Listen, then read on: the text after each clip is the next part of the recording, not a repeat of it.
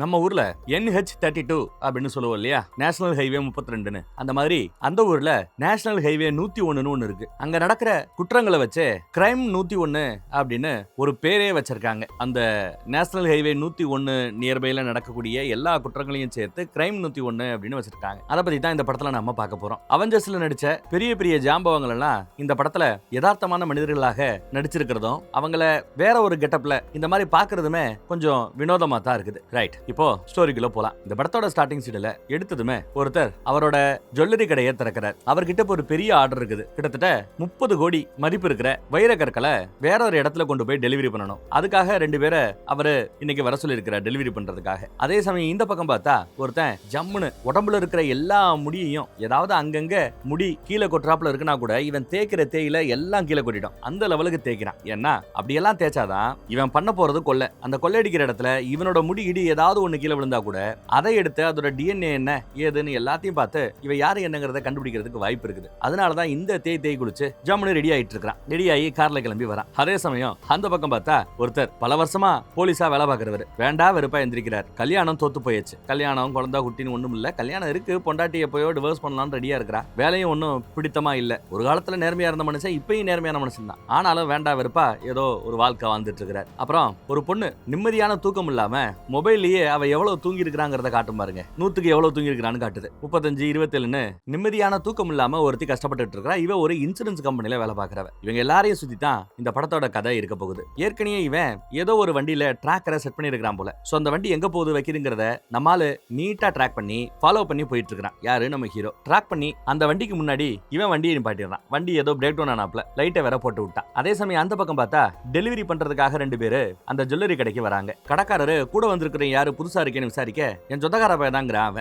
அவன் முன்னாடி டெலிவரிக்காகன்னு ஒரு சூட்கேஸ் ஏதோ காட்டுறான். ஆனா அதெல்லாம் ஃபேக். அவங்க கிட்ட அதை சொல்லல. நம்பிக்கைக்குரிய முன்னாடி இருக்கிறவரை மட்டும் உள்ள வர சொல்லி கடைக்குள்ள பின்னாடி கூப்பிட்டு ஒரிஜினல் வைரக்கற்கள் இதுதான், இதைத்தான் நீ டெலிவரி பண்ண போற, இதை கால்ல கட்டிக்கணும்னு கால்ல கட்டிக்க சொல்றாரு. உன் சொந்தக்கார பையல கூட இதை பத்தி எதுவும் சொல்லக்கூடாது அப்படின்னு சொல்லிட்டாப்ல. சரின்னு அவங்க கிளம்புறாங்க. கிளம்புற சமயத்துல ஏன்டா அவன் துப்பாக்கியை காட்டுறான்னு சொன்னா தாத்தா காலத்து துப்பாக்கி ஒண்ணு காட்டுவான். இதெல்லாம் சரிப்பட்டு வராது, சேஃப்டிக்கு என்கிட்ட லைசன்ஸ்டு துப்பாக்கி இருக்கு, லேட்டஸ்ட் துப்பாக்கி, இதை பயன்படுத்திக்கன்னு துப்பாக்கி கொடுக்குறாரு. இப்ப டெலிவரிக்கு வந்திருக்கிறது 2 பசங்க. இவர் எக்ஸ்ட்ரா ஒரு துப்பாக்கி கொடுத்ததுனால இப்போ இவங்க 2 பேருக்கு 3 துப்பாக்கி அப்படின்னு ஆயிப்போச்சு. அதே சமயம் அந்த பக்கம் வண்டியை நிப்பாட்டி டிக்கியை வேற ஓபன் பண்றாரு நம்ம ஹீரோ. எவன்டா அவன் முட்டா பயலா இருக்கிறானேன்னு சொல்லி பின்னாடி திட்டிக்கிட்டே ஒருத்தர் இறங்கி வருவார் பாருங்க.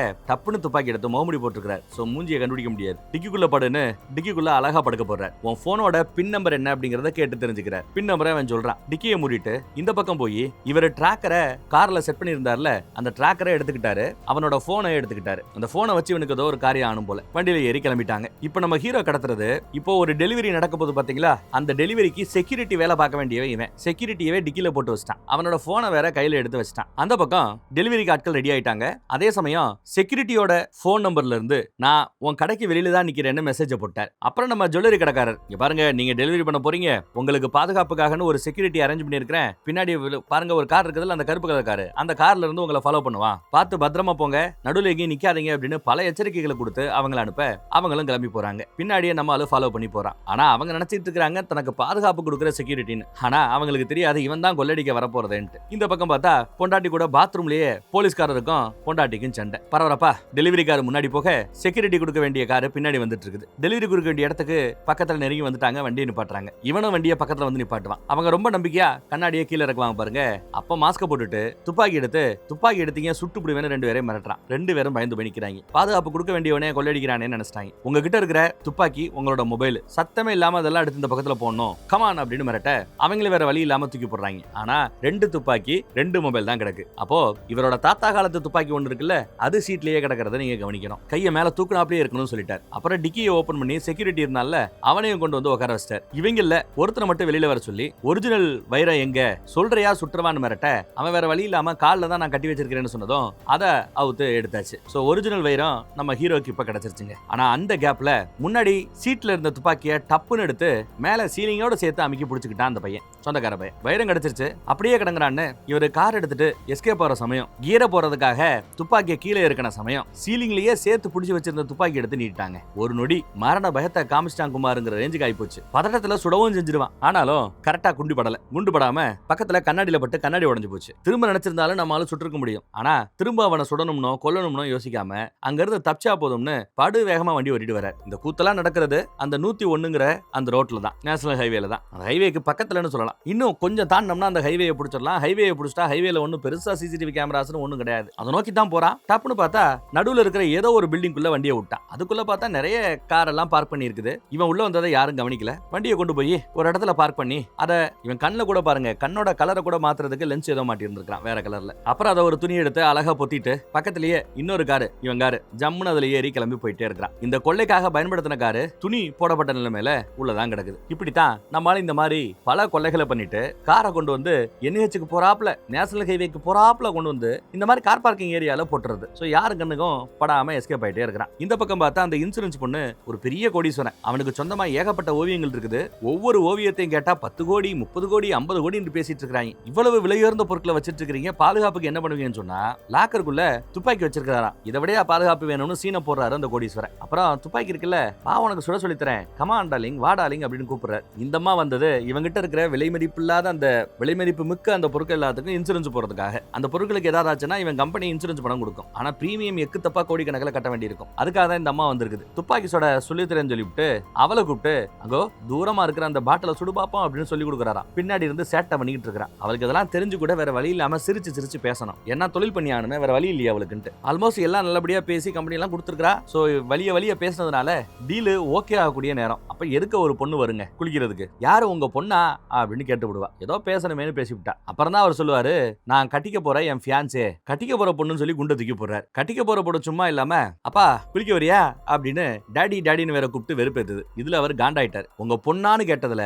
இவ கோடி கணக்குல முடிக்க வேண்டிய இந்த டீலு மண்ணா போச்சு. டீல முடிக்க முடியாது இனிமே. அவரும் கிளம்புமான்டாப்ல. இந்த பக்கம் இப்ப கொள்ளடிக்கப்பட்ட அந்த கிரைம் சீனுக்கு போலீஸ்காரர் வரார். கூடவே பார்ட்னர் ஒருத்தவன் இருக்கிறான். இவர்கிட்ட இருக்கிறது ரொம்ப பழைய காரு, டப்பா காரு. இந்த கார் எல்லாம் உன் கூட வருது என் தலையெழுத்துன்னு புலம்பிட்டு இருக்கிறான் பார்ட்னர். கிரைம் பத்தி எல்லாத்தையும் விசாரிச்சுட்டு கண்டிப்பா சொல்றேன், இதை பண்ணது நம்ம பையலா தான் இருக்கணும் அப்படின்னு அடிச்சு சொல்றாரு. எங்க கொள்ள நடந்தாலும் உடனே நீ அவனை கனெக்ட் பண்ணிடு, அட போப்பா அப்படிங்கிறான் பார்ட்னர். அங்க இருக்கிற அந்த டெலிவரிக்கு வந்த பசங்களை விசாரிச்சா அவங்க எதையுமே பார்க்கல. அவங்க கிட்ட உருப்படியா எந்த துப்பும் கிடைக்காது. ஏன்னா மாஸ்க் போட்டுருந்தான். பொதுவா நம்ம ஹீரோவோட டெக்னிக் என்ன அப்படின்னு பார்த்தா, இந்த NH101 ஒட்டினாப்ல தான் கொள்ளையடிப்பான். கொள்ளையில எந்த ஒரு இடத்துலயும் வன்முறையா பயன்படுத்த மாட்டான். எந்த ஒரு ஆதாரத்தையும் விட்டுட்டு போக மாட்டான். இந்த கொள்ளையிலையும் பாருங்க, யாரையும் ஒரு சொட்டு வர ரேஞ்சுக்கு அடிக்கல, வன்முறையே கிடையாது. அந்த NH101க்கு பக்கத்துல தான் இந்த ஜுவல்லரி இருக்கு. சோ கொள்ளை நடந்தது அங்கதான். இந்த இப்ப நடக்கிற இடமும் அதுதான். ஆதாரமும் எதுவும் விட்டுட்டு போல. சோ அவன் தான் பண்ணிருக்கணும்னு அடிச்சு பேசிட்டு இருக்கிறார். வைரத்தை டீ குடிக்கிற கப்புல போட்டு வைக்கிறத கவனிக்கலாம். இவன் எப்பவுமே பீச்சை பார்த்தாப்ல ஒரு பெரிய அபார்ட்மெண்ட்ல இல்ல பங்களால தான் தங்குவான். தலையை சொரியும் போது தான் கொள்ளையின் போது ஒருத்தன் சுட்டால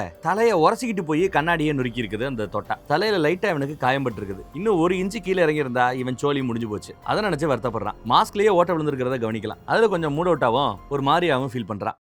அந்த பக்கம் அந்த இன்சூரன்ஸ் பொண்ணு தான் வேலை பார்க்குற இன்சூரன்ஸ் கம்பெனிக்கு போயிருக்கிறா. 11 வருஷமா இந்த கம்பெனில வேலை பார்த்துட்டு இருக்கா. ஆனா கிடைச்சிருக்கிற போஸ்டிங் VP வரைக்கும் தான் வந்திருக்கா. VP போஸ்டிங்ல தான் இருக்கிறாளா. கம்பெனில ஒன் ஆஃப் த பார்ட்னர் ஆக்குறோம் அப்படின்னு சொல்லிட்டே இருக்கிறாங்களே தவிர ஆக்கல. இப்ப கூட பார்த்தா அந்த கோடீஸ்வரரோட டீல் முடிஞ்சிருச்சா அப்படின்னு விசாரிக்க தான் வரானுங்க. சீக்கிரம் முடிஞ்சிடும்னு போய் சொல்றா. பார்ட்னர் மேட்டர் என்னாச்சுன்னு கேட்க, மீட்டிங்ல எல்லாரும் சேர்ந்து இருந்தா தானே பேச முடியும், ஏற்பாடு பண்ணுவோன்னு ஒருத்தன் சொல்லிட்டு போறான். அப்புறம் நம்மால ஒரு பெரியவரை பாக்குறதுக்காக வரான். நிறைய கூட்டம் இருக்கிற ஒரு இடத்துல 2 பேரும் சந்திச்சுக்கிறாங்க. அடுத்த ஒர்க்கு எங்க போய் கொள்ளடிக்க போறேன் அப்படிங்கறத ஏற்கனவே நம்ம ஹீரோ இந்த பெரியர்கிட்ட பிளான் பண்ணி சொல்லி வச்சிருந்திருப்பான். ஆனா இந்த தடவை அதை பண்ண போறது இல்ல, எனக்கு என்னமோ ஏதோ தப்பா தெரியுது, அதனால நான் பண்ணல, பொறிதட்டுது அப்படின்ட்டா. சாரின்னு சொல்லிட்டு ஏற்கனவே கொள்ளையடிச்ச அந்த வைரம் இருக்குல்ல அதை இங்க கொடுத்துட்டு, அதுவும் பாருங்க கப்பை மட்டும் எக்ஸ்சேஞ்ச் பண்ணிக்கிறாங்க. அவரோட கப்பை எடுத்துட்டு போயிட்டே இருக்கிறான். பதிலுக்கு அவர் என்ன கொடுத்தாரோ தெரியல. நிறைய இந்த வகையில காசு பாக்குறான் நம்ம ஹீரோ. ஆனா அடுத்த வேலை பார்க்க மாட்டேன்னு சொன்னா இல்லையா, பெரியவர் உடனே வேற யாருக்கோ போனை போட்டு, என் பையன் பார்க்கல, இன்னொரு பையன் உன்னை நம்பி பார்க்கலாமாடா, என்ன பார்க்க வாடான்னு ஒருத்தனை கூப்பிட்டு விடுறாரு பெரியவர். இப்ப நம்ம ஹீரோக்கு ஏகப்பட்ட பணம் இருக்குது.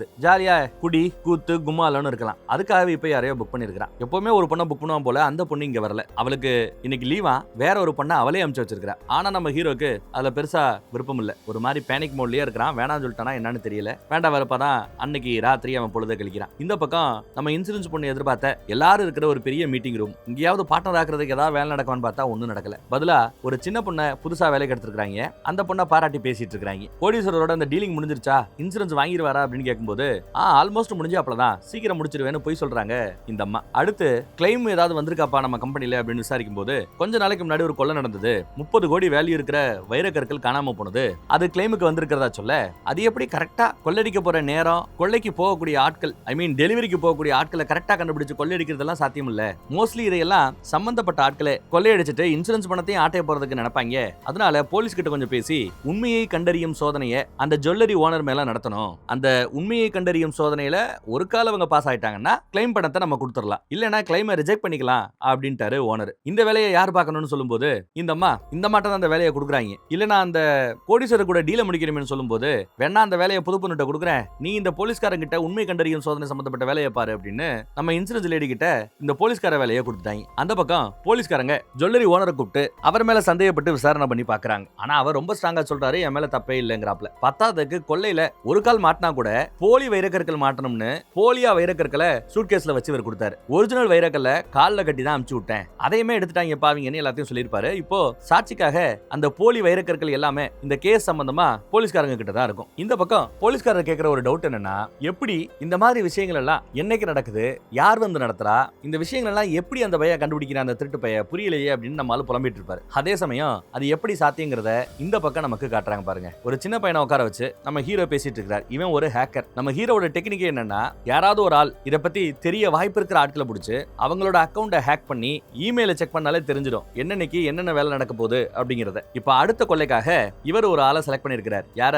நம்ம இன்சூரன்ஸ் கம்பெனில வேலை பார்க்குற அந்த இன்சூரன்ஸ் பொண்ணு. அவளோட அக்கௌண்ட்டை ஹேக் பண்ணணும் அப்படின்னு அமௌண்ட் எல்லாம் கொடுக்குறாரு. ஒரு பையன் சரி ஹேக் பண்ணி கொடுக்குறேன்னு ஒத்துக்கிறான். அதே சமயம் பெரிய ஒரு ஒருத்தவனை வர சொன்னார்ல, ஹெல்மெட் போட்டுட்டு பைக்ல ஒருத்தன் வராம பாருங்க. ஆளு பயங்கரமான அராத்து பைய, ரவுடி பைய, பொறுக்கி பைய, பெருசா இந்த மாதிரி வேலைகளை பார்த்ததே இல்ல, பக்குவமே இல்லாத பைய. அவங்கிட்ட போய் இந்த வேலையை கொடுக்குறாரு. உங்க அப்பா ஒரு காலத்துல பண்ணா, அவன் ரத்தம் தான்னா இதை நீ பண்ணி முடிக்க முடியும்லாம் சீனை போட்டு அவங்கிட்ட வேலையை கொடுக்குறாரு. நானும் பண்ணி முடிப்பேங்கிறாப்ல. எந்த வேலையை? நம்ம ஹீரோ பண்ண இருந்த, நம்ம ஹீரோ பிளான் பண்ண வேலை. ஆனா அந்த குண்டடி பட்டதுனால பெருசா அவன் இந்த தடவை அதை நான் பண்ணலன்னு சொல்லிட்டான். ஆனா இவருக்கு டெலிவரி பண்ணணும்னு அவசரம், அதனால அந்த ஒர்க்கை இந்த பையன்கிட்ட கொடுத்துருக்காரு. நம்ம ஹீரோ அந்த பக்கம் கார்ல போயிட்டு இருக்கையில சிக்னல் போட்டதும் வண்டியை நிப்பாட்டுவாரு. பார்த்தா பின்னாடி வந்த வண்டி நண்டுன்னு ஒரு குத்து. கேட்டா சடன் பிரேக் நீ தான் போட்ட அப்படின்னு வந்து பிரச்சனை பண்ணுவா.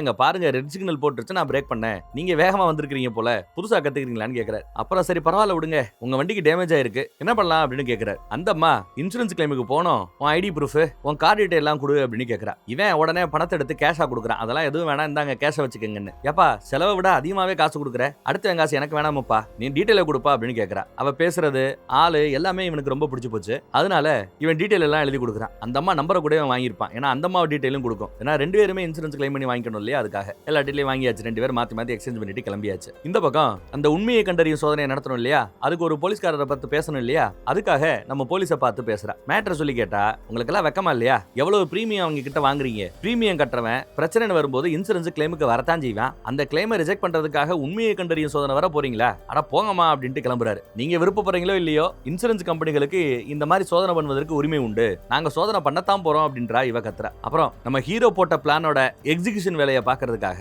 அந்த பொடியை பைக்ல போயிட்டு இருக்கிறான். இந்த பக்கம் நம்ம போலீஸ்காரர் எல்லா போலீஸையும் கூப்பிட்டு இந்த சிட்டில நடக்கிற ஒட்டுமொத்த கொள்ளையையும் மேப்ல காட்டுவார். ஏகப்பட்ட புள்ளி புள்ளியா இருக்குது பாருங்க. அப்புறம் இந்த கிரைம் நடந்த இடங்கள்ல எங்கெல்லாம் வன்முறை நடந்ததோ அதையெல்லாம் ரிமூவ் பண்ணுங்க அப்படின்னு சொன்னதும் கொஞ்சம் ரிமூவ் பண்ணுவாங்க. எங்கெல்லாம் ஆதாரங்கள் அங்க 1 2 விட்டுட்டு போயிருக்காங்களோ, கொள்ளைக்காரர்கள் தெரிஞ்சோ தெரியாமலோ விட்டு போயிருப்பாங்கல்ல ஆதாரங்கள், அந்த மாதிரி கேஸ் எல்லாத்தையும் ரிமூவ் பண்ணுங்கன்னு சொல்ல அதையும் ரிமூவ் பண்றாங்க. அப்புறம் நாம சொல்ற இந்த 101ங்கிற NH பக்கத்துல கொள்ளையடிக்கிறான்ல, அவன் எங்கெல்லாம் கொள்ளையடிச்சானோ அந்த லொகேஷன் மட்டும் இப்போ கரெக்டா மேப்ல மிச்சம் வந்து நிக்குது.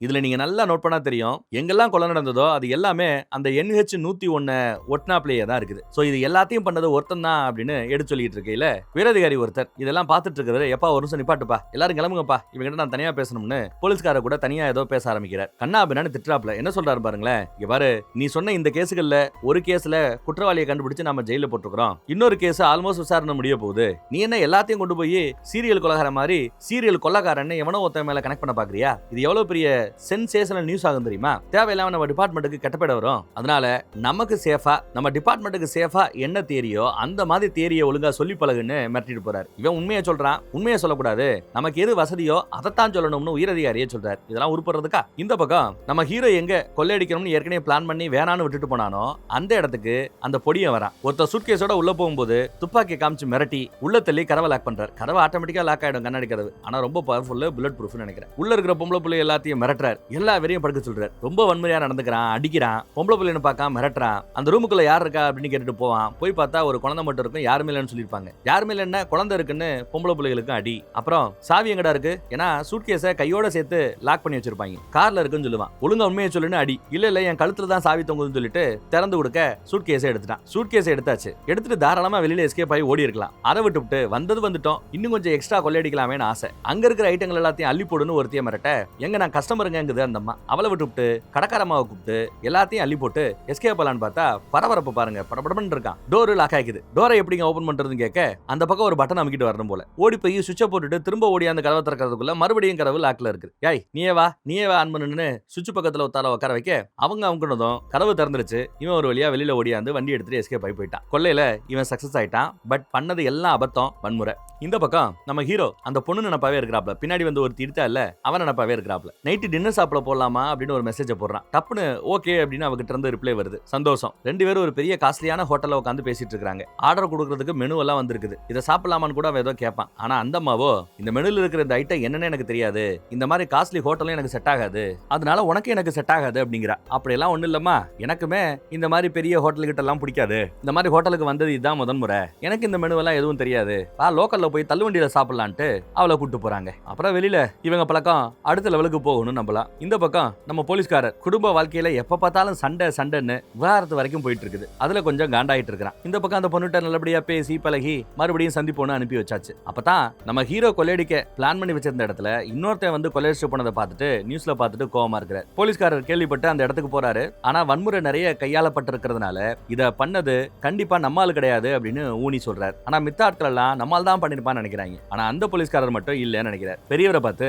எவ்வாறு நான் போடுற திட்டம் நான் எக்ஸிக்யூட் பண்றதுக்காக தான், நான் வேணான்னு விடுறேன்னா அந்த வேலையை யாரும் பண்ணக்கூடாது, அதை விட்டு இந்த வேலையை இன்னொரு ஆள் கொடுத்தேல, இந்த மாதிரி பண்ணேன்னா உனக்கு எனக்கு ஒத்துறாது, இத்தோட முடிச்சுப்போம் அப்படின்ட்டு போவான். என்னையே மிரட்டுறியாடா, அவ்வளவு பெரிய ஆளாயிட்டியாடா, பாத்துக்கலாம்டா அப்படின்னு மிரட்டுறாரு. நம்மளால கண்டுக்காம போயிட்டாங்க. இந்த பக்கம் உண்மையை கண்டறியும் சோதனை அந்த ஜுவல்லரி கடைக்காரர் மேல நடத்தப்படுது. அவர் திட்டுறாரு, இதெல்லாம் ஒரு பொழப்பா, இந்த பொழப்புக்கு நீங்க எல்லாம் நாண்டு கிடிச்சாகலாம், திருடங்களுக்கு உங்களுக்கு என்ன வித்தியாசங்கிற ரேஞ்சுக்கு அவர் கேட்கிறாரு. அந்த அம்மா பாவம், சே இந்த பொழப்பு பிழைக்கணுமான்னு அவங்களும் வருத்தப்படுறாங்க பாவம். அப்புறம் பெரியவர் மறுபடியும் அந்த அரவேக்காட கூப்பிட்டு, இங்க பாரு, இதான் அந்த ஹேக்கரோட டீடைல், இந்த ஹேக்கரை வச்சு தான் இன்ஃபர்மேஷனை நம்ம பைய கேதர் பண்ணுவான். நீ நெக்ஸ்ட் டைம் அவன் கொள்ளையடிக்கும் போது கொள்ளையடிக்கிற வேலையை அவன் பார்க்கட்டும், பொருள் அவன் கைக்கு வந்ததும் அவங்கிட்ட இருந்து அதை கொள்ளையடிச்சிரு, அப்பதான் அவனுக்கு புத்தி வரும்னு ஹேக்கரோட டீடைல கொடுக்குறாரு. அதே சமயம் அந்த பக்கம் பார்த்தா ஹேக்கரை நம்ம ஹீரோ வந்து பாக்குறாரு. ஏற்கனவே நம்ம இன்சூரன்ஸ் லேடி கிட்ட அவங்க அக்கௌண்ட்டை ஹேக் பண்ண சொல்லி கேட்டிருந்தால, அந்த வேலையை முடிச்சிட்டாப்ல போல. அந்த லாகின் டீடைல்ஸ் எல்லாத்தையும் ஷேர் பண்றாரு. நம்மளும் போய் இமெயில் எல்லாம் செக் பண்ணி பாக்குறான். இமெயில்ல ஒரு மேட்டர் வருது, முக்கியமான மேட்டர். அது என்னன்னா, ஒரு கோடீஸ்வரர் இவங்களோட இன்சூரன்ஸ் கம்பெனி கிட்ட இருந்து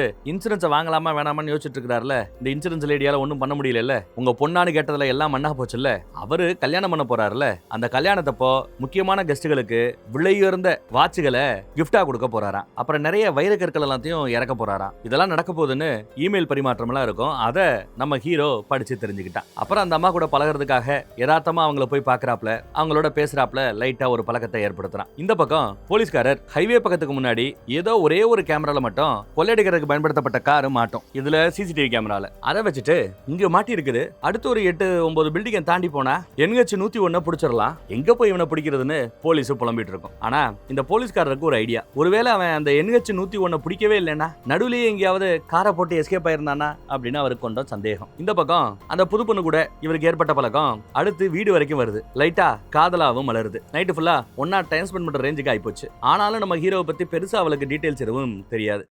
அந்த பக்கம் ஹேக்கரோட டீடைல்ஸ் ஆல்ரெடி அந்த அரவே கடைக்கு தெரியும் இல்லையா. ஹேக்கரோட வீட்டுல டெலிவரி பண்ண போறாப்ல வந்து கதவை திறந்ததும் அந்த பையில அடிச்சு போட்டு அவன் உன்ட்ட என்ன கேட்டா நீ என்ன கொடுத்த அப்படின்னு விசாரிக்கிறார். இந்த மாதிரி இன்சூரன்ஸ் லேடியோட அக்கௌண்ட் டீடைல்ஸை ஹேக் பண்ணி கொடுத்ததா சொல்ல அந்த டீடைல் எல்லாம் தனக்கு வேணும்னு கேட்டு வாங்கிட்டான். யாரு, நம்ம அரவே கார்டு. இங்க இந்த போலீஸ்காரர் புதுசா ஒரு ஐடியா தோணுச்சு. என்ன தோணுச்சு, ஒரு கால அவன் அந்த நேஷனல் ஹைவேயே பிடிக்கலன்னா நடுவில் இருக்கிற பில்டிங்ல எங்கேயாவது வண்டியை ஒளிய வச்சிருந்தான்னு வண்டியை தேடுற வேலையில இறங்கிட்டார். ஒவ்வொரு பில்டிங்கா தேடி தேடி தேடி பாக்குறாரு. கூட இருக்கிற பார்ட்னருக்கு சலிச்சு போச்சு. உன்ன மாதிரி கிறுக்கு பைய எவனும் இருக்க மாட்டான் அப்படின்னு புலம்புறார். ஆனா நிஜம் சந்தேகத்துக்குரிய வகையில துணி போட்டு மூடப்பட்ட அந்த காரை நம்ம ஆளு கவனிக்கிறார். இறங்கி போய் அதை ஓபன் பண்ணி பார்த்தா இவங்க எதிர்பார்த்தாப்லயே கொள்ளைக்கு பயன்படுத்தப்பட்ட கார் தான். அதுல கண்ணாடி வேற உடைஞ்சிருக்குது. இந்த கார் தானே தெரிஞ்சுக்கிட்டதும் பார்ட்னருக்கு குஷி ஆயிடுச்சு, போலீஸ்காரருக்கும் குஷி ஆயிடுச்சு. அடுத்து வேற ஒரு பெயிண்டிங்கோட எக்ஸிபிஷன் அப்போ நம்ம ஆளு அந்த இன்சூரன்ஸ் லேடியை யதார்த்தமா பாக்குறாப்ல வந்து பாக்குறார். மறுபடியும் அவங்களோட கொஞ்சம் பழக்கத்தை அதிகப்படுத்துறார். அப்புறம் வாங்கலன்னு அவங்களையும் கூட்டு போய் டின்னர் கொடுத்து சாப்பிட்டு லைட்டா பேச ஆரம்பிக்கிறார். என்ன சொல்ல வர்றாருன்னா, கொஞ்சம் தங்கி நீ பெரிய பெரிய ஆட்களுக்கு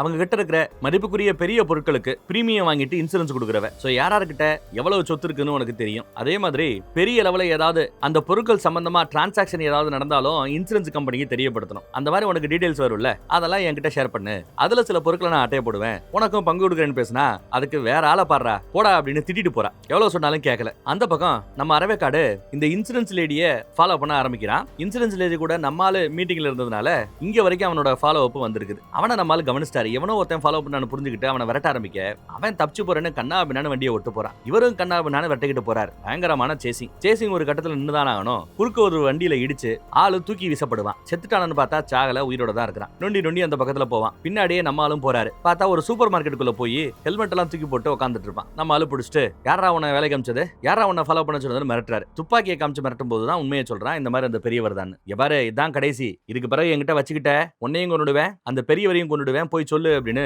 விட்டு போறாருங்க. பெருசா வன்முறை அவனுக்கு பிடிக்காது, அதனாலதான் கொல்லல செய்யல. அந்த பக்கம் பார்த்தா மன நிம்மதிக்காக யோகா கிளாஸ்ல போய் நம்ம போலீஸ்கார ஜாயின் பண்றாரு. கிளாஸ் எல்லாம் முடிச்சுட்டு கிளம்பும் போது நம்ம இன்சூரன்ஸ் லேடியை பார்த்ததும் என்ன மேடம் இங்கன்னு கேட்க, அதை நான் கேட்கணும்யா அப்படின்னு அந்தம்மா கேக்குது. மன நிம்மதிக்காக வந்ததா சொல்ல, ஓ அப்போ வீட்டுல ஏதோ பிரச்சனை, டைவர்ஸ் கேக்குதா அவன் முண்டாட்டின்னு கரெக்டா கண்டுபிடிச்சாப்ல. சரி பார்க்கலான்னு கிளம்பியாச்சுங்க. அடுத்து டியூட்டி அப்போ வேற ஒரு இடத்துல கொலை நடக்குதான். அதுவும் இந்த NH 101 ரோட்டுக்கு பக்கத்துல தான் போல. ஒருத்தன் கொள்ளை அடிச்சு வெளியில ஓடுவான். அப்ப அங்க வேலைக்கு இருந்த 2 போலீஸ்ல ஒருத்தன் துப்பாக்கி எடுத்து சுட்டு போடுறான். அப்பதான் அந்த கிரைம் நடக்கிற இடத்துக்கே நம்ம போலீஸ்காரர் வரார். வந்து பாக்கிறதுக்குள்ள சுட்டே முடிச்சிட்டாங்க. ஏப்பா அவசரப்பட்டு சுட்டேன்னு சத்தம் போட்டுட்டு ஓடி போய் பாக்குறாரு. முண்டடி பட்டான். ஆம்புலன்ஸ் கூப்பிட்டு இருக்காரு. ஆனா சுட்டவன் அப்படியே பிரம்ம பிடிச்சாப்ல இருக்கிறான். இவர் போய் பார்த்ததுல அவன் யாரோ சின்ன பையன் பசிக்கு திருடி இருக்கிறான். இவனை போய் சுட்டையடா. அங்க இருக்கிற மித்த ஆட்களை அப்புறப்படுத்துற வேலையில நம்ம போலீஸ்காரர் இருக்கையில சுட்டவன் போய் ஏற்கனவே சுடப்பட்டு கிடக்குறான்ல ஒரு பையன், அந்த பையனோட கையில துப்பாக்கியை வச்சிடறாப்ல. பாத்தியா அவன் துப்பாக்கியை கையில எடுத்தான், பதிலுக்கு நான் சுட்டேன் அப்படிங்கிறாப்ல.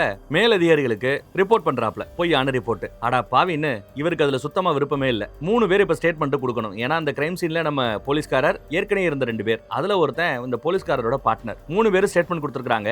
அதுல நம்மால நடந்த விஷயத்தை உண்மையத்தான் அப்படியே சொல்லியிருக்கான். ஆனா உயரதிகாரி என்ன சொல்றாரு, தேவையில்லாம இந்த மாதிரி பண்ணாத, அப்புறம் அவனோட வாழ்க்கை போயிடும், நம்ம டிபார்ட்மெண்டோட பேரு கெட்டு போயிடும். உன் பார்ட்னர் கூட சுட்டவன் என்ன சொன்னானோ அதே ஸ்டேட்மெண்ட் தான் கொடுத்திருக்கான். நீ ஒழுங்கா அதே ஸ்டேட்மெண்ட் கொடு. அப்பதான் சும்மா கொஞ்ச நாளைக்கு உங்களை சஸ்பெண்ட் பண்றாப்ல சஸ்பெண்ட் பண்ணுவேன், அப்புறம் 3 பேரையும் மறுபடியும் எடுத்துப்பேன். அப்படி இல்லன்னா உங்கள ஒருத்தர் மட்டும் டிராபிக் போலீஸ் டிபார்ட்மெண்ட்டுக்கு மாத்தி விட்டுறேங்கிறாப்ல மிரட்டுறார். வேற வழி இல்லாம நம்மாலும் அவங்க போக்குக்கு போய்தான் ஆகணும். அடுத்து இந்த பக்கத்துல பார்த்தா மீட்டிங் நடக்குது இன்சூரன்ஸ் கம்பெனில. அந்த புது பொண்ணு அந்த கோடீஸ்வரர் கிட்ட எப்படியோ பேசி வலிஞ்சு கிழிஞ்சு ஒரு வழியா டீல முடிச்சிட்டாலாமா. அதுக்காக கைத்தட்டி எல்லாரும் பாராட்டுறாங்க. அவ்வளவுதான் மீட்டிங் முடிச்சிருச்சு. எல்லாரையும் அனுப்பிச்சு விட்டுட்டு இந்த இன்சூரன்ஸ் லேடியை மட்டும் நிப்பாட்டி, உன்னை பார்ட்னர் ஆகணும்னு பேசணும்ல, இந்த ஜனவரி வரட்டும் பார்க்கலாம் அப்படிங்கிறாப்ல. எங்க எத்தனை ஜனவரி நம்ம தாண்டி வந்துட்டோம், என்னங்க இப்படி பண்றீங்கன்னு கோவப்பட்டு பேசிட்டு இருக்கா. கோவத்துல ஒரு கட்டத்துல இப்படியே பண்ணீங்கன்னா நான் வேற கம்பெனிக்கு போயிடுவேன், காம்படிட்டர் கிட்ட போயிடுவேன், என் கிளைண்ட்டையும் கூட்டு போயிடுவேன் அப்படின்னு கூட மிரட்டி பாக்குறா. பாரு, எங்களுக்கு இன்சூரன்ஸ் கம்பெனில இந்த இன்சூரன்ஸ் எல்லாம் விற்க தெரியாம இல்ல, எங்களால விற்க முடியாத சில பேர் இளமையா அழகா பெண்கள் போயிருந்தா வலிஞ்சுக்கிட்டு சரின்னு ஒத்துக்கிறானுங்க. அதுக்காக மட்டும்தான் உங்களை மாதிரி பொண்ணுங்களை நாங்க அனுப்புறது.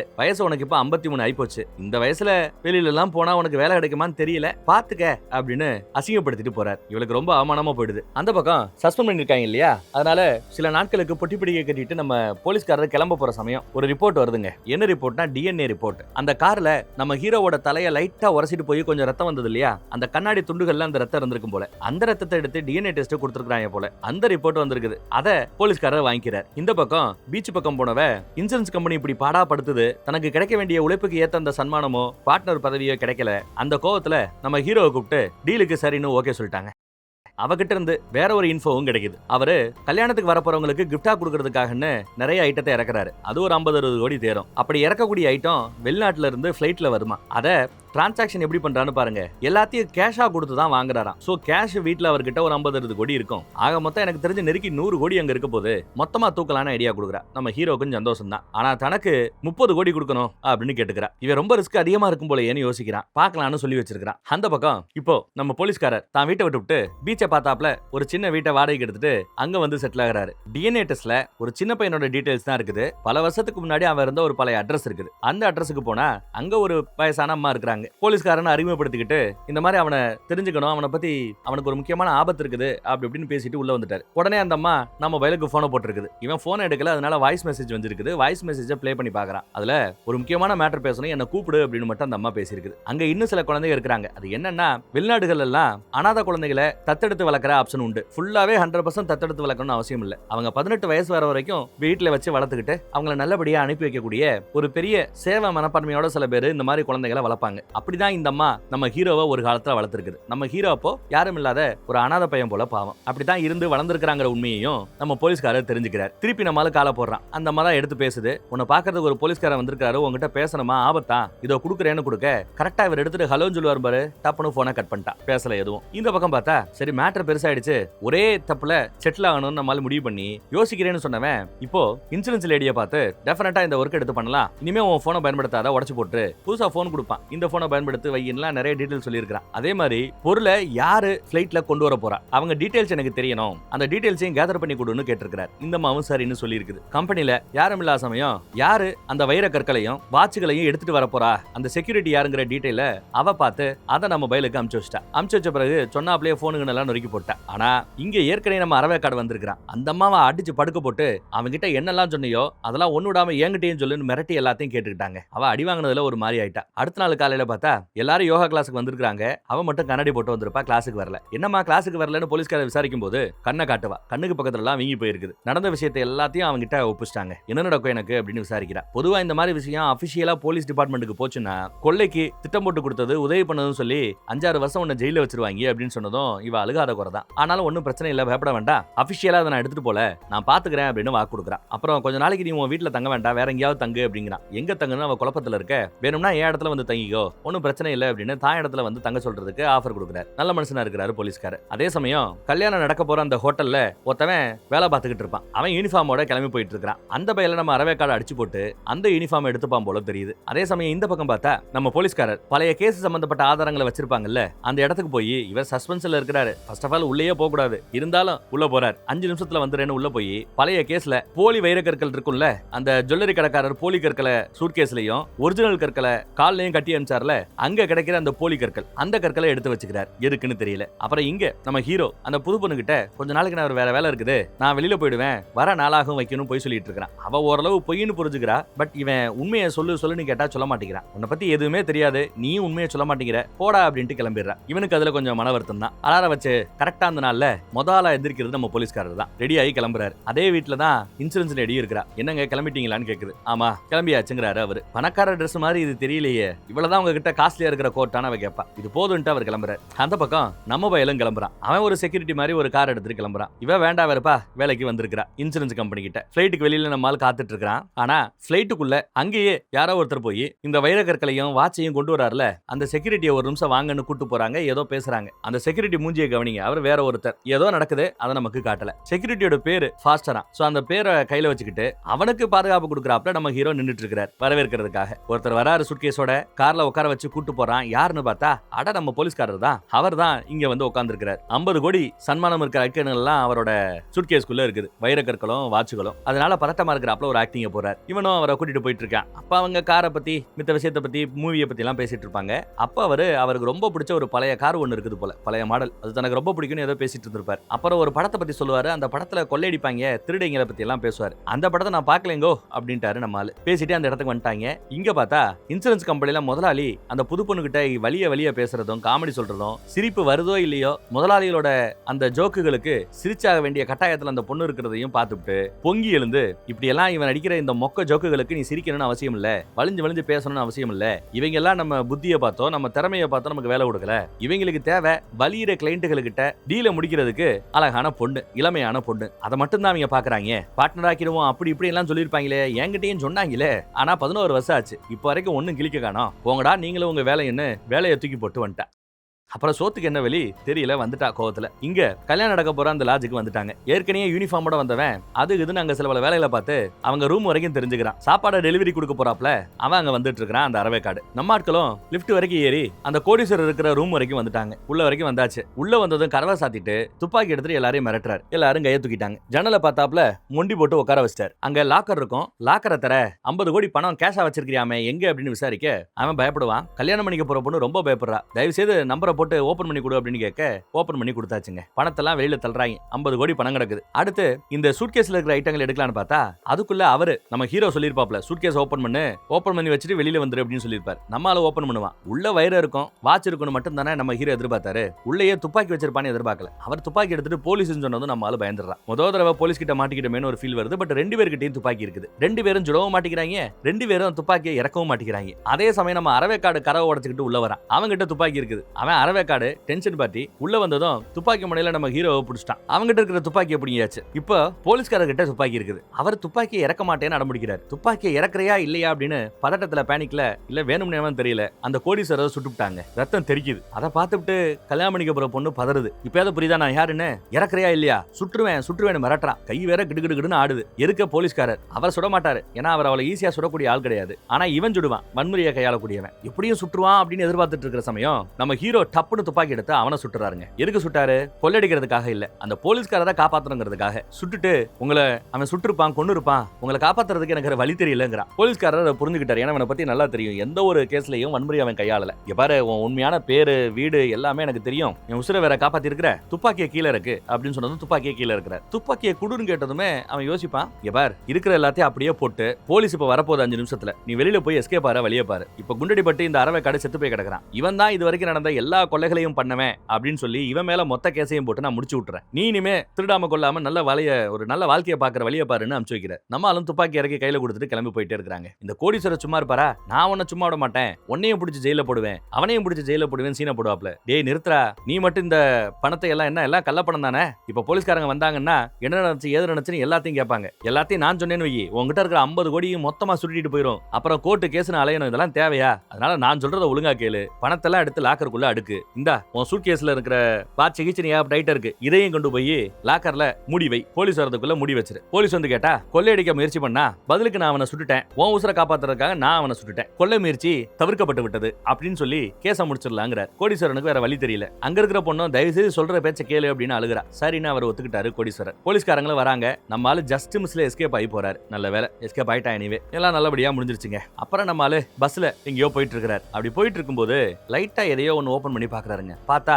உள்ள 5 வைர கல்லு, ஒரிஜினல் கல்லு. என்ன நடக்குதுங்கன்னா அந்த சூட்கேஸ்க்குள்ள போலி வைர கற்களை அந்த போலீஸ்காரங்க ஆதாரங்கள் அடுக்குவாங்கல்ல பழைய கேஸ் சம்பந்தமா, அங்க இருந்து போலி கற்களை எடுத்துட்டு வந்து கொஞ்சம் மாத்தி விட்டாப்ல. ஒரிஜினல் கல்லு ஃபுல்லா இவர்கிட்ட இருக்குது. கடைசியில நேர்மையா இருந்த இந்த போலீஸ்காரையுமே இப்படி மாத்தி விட்டாங்களே அப்படின்னு தான் தோணும். இது பல கோடி மதிப்பு இருக்கும் போல. சோ போலீஸ்காரர் செட்டில்டு. நம்மால எங்கேயோ கார்ல சுத்தி திரியிறான். வேற ஒரு ஊருக்கே போயிட்டான்னு நினைக்கிறேன். யோகா கிளாஸுக்கு போய் இந்த பொண்ணை பாக்குறாப்ல, இன்சூரன்ஸ் லேடியை. இந்தாங்க ஏதோ என்னால முடிஞ்சதுன்னு கிஃப்டா எதையோ ஒன்னு கொடுக்குறான், ஒரு பர்ஸ் மாதிரி. உள்ள வைரக்கல் இருக்குன்னு நினைக்கிறேன். இவ ஓபன் பண்ணி பார்க்கும்போது இங்க ஓபன் பண்ணி பார்க்க வேண்டாம், வெளியில போய் பாருங்க, உங்களுக்கு திருப்தியா இருக்குன்னு பாராட்டவும் செய்யறாரு. அப்ப அந்த பொண்ணு நம்ம ஹீரோ ஒரு மெசேஜ் அனுப்பிச்சிருக்கான், உங்களுக்காக ஒரு மெசேஜ் அனுப்பிச்சிருக்குன்னு காட்டுறான். அது என்னன்னா பீச்சோரமா ஒரு பங்களா, போலீஸ்னு போட்டு அதுல ஒரு நம்பர் இருக்குது, ஒரு கார் பார்க்கிங் நம்பர் மாதிரி ஏதோ ஒரு நம்பர் இருக்குது. இது போலீஸ்க்காக அவன் விட்டு போயிருக்குது போல. புரிஞ்சுக்கிட்டு இவரும் அங்க கிளம்பி போறாரு. அந்த இடத்துக்கு போறாரு. அந்த பிக்சர்ல இருந்த அந்த நம்பரையும் போய் பாக்குறாரு. பார்த்தா அங்க ஒரு கார் இருக்குதுங்க. ஓபன் பண்ணி பார்த்தா இவருக்கு ஒரு பழைய கார் பிடிக்கும்னு சொன்னாப்ல இல்ல, அந்த பழைய கார் ஆனா ஜம்முன்னு அழகா ரெடியா அவருக்காக காத்துட்டு இருக்குது. ஏறி உட்காந்து ஓட்டினா இவருக்கு ரொம்ப சந்தோஷம். அப்புறம் தான் காதலிச்ச பொண்ணு, அந்த பொண்ணுக்கு ஏதோ டெலிவரி லெட்டர் மாதிரி ஏதோ வச்சுட்டு போறாங்க. அதை ஓபன் பண்ணி பார்த்தா தான் ஒரு அனாதையா இருந்தப்போ எடுத்த போட்டோ, சின்ன வயசுல இருந்த போட்டோ இருக்கும். தன்னை பத்தி எதுவுமே சொல்லலைன்னு அவன் கோவப்பட்டால, அதுக்காக தன்னை பத்திய டீடைல லைட்டா சொன்னாப்ல ஒரு பழைய போட்டோவை மட்டும் வச்சுட்டு போயிருந்திருக்கான். அவ உடனே காதலோட நம்மால தேடுவா. ஆனா நம்மால அங்க இருக்க மாட்டான். போலீஸ்காரர் சந்தோஷமா வண்டி ஓட்டிட்டு போக, இந்த பக்கம் நம்ம ஹீரோ சந்தோஷமா வண்டி ஓட்டிட்டு போக, அந்த பக்கம் நம்ம இன்சூரன்ஸ் லேடி சந்தோஷமா இருக்குன்னு ஒரு பாசிட்டிவ் எண்டிங்ல படத்தை முடிச்சதுல சந்தோஷம். வேற ஒரு நல்ல படத்துல மறுபடியும் சந்திப்போம். நம்ம வாட்ஸ்அப் குரூப் ஒன்னு இருக்குது, 2 லட்சம் பேர் நெருக்கி இருக்காங்க. நீங்களும் ஜாயின் பண்ணிக்கிட்டா நல்லா இருக்கும். லிங்க் இப்ப பேசும்போது வரும் பாருங்க, கிளிக் பண்ணி ஜாயின் பண்ணிக்கங்க. அப்புறம் ரொம்ப பிடிச்சிருந்தா இந்த வீடியோவை மத்தவங்களுக்கு ஷேர் பண்ணி விடுங்க. தேங்க்யூ.